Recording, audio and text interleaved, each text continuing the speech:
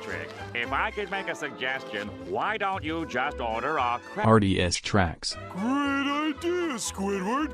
One RDS tracks. please. Would you like functioning ball joints? Hang in there. Hasbro. It's all part of the Quality control. Hello YouTube. Guess whose fucking video recorder isn't working? This is my review on Reveal the Shield Trax. Trax turns into a blue Corvette Stingray with a sick-ass flame job at the front. Everyone complained that they look too tribal, but that is the least of my complaints with this figure. This vehicle mode is gorgeous looking. It is a sleek sexy import that I was almost glad to have in my collection. Notice how I said almost? You will see why in a bit, but I can assure you this figure is a dumpster fire at the arms. First thing is first though, so let's take a look at the third mode, his flying car mode.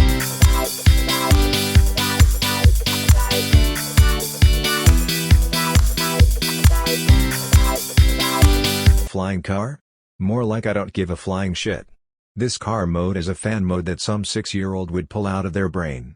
I have defended some stupid modes, Ratchet's medical bay included, because there was at least some semblance of an attempt to make the alt mode look cool, but this is raging stupidity at its finest.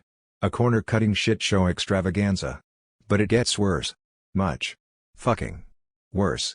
Let's tally the number of times his arms fall off while we transform him entirely and I want to disappear off the face of the earth levels of stop-motion quality.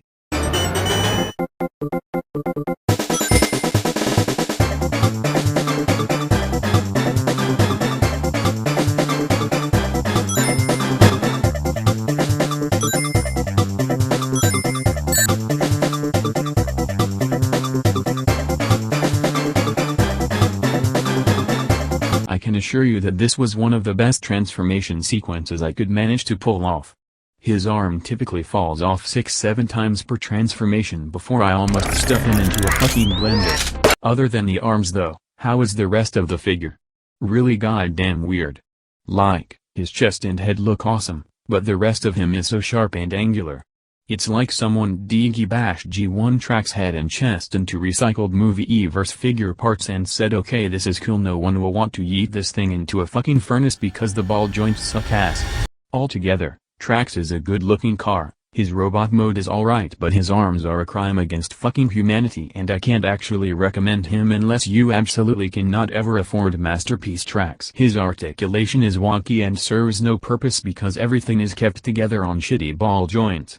His proportions are weird at their very best and he is just a meh kind of figure. I would give Trax a generous 6.5 out of 10. He is a frustratingly good mold idea with some really bad QC problems, and even though he is 10 years old, most action figures from 20 years ago used ball joints and they managed to do it without you wanting to flush the figure down the fucking toilet.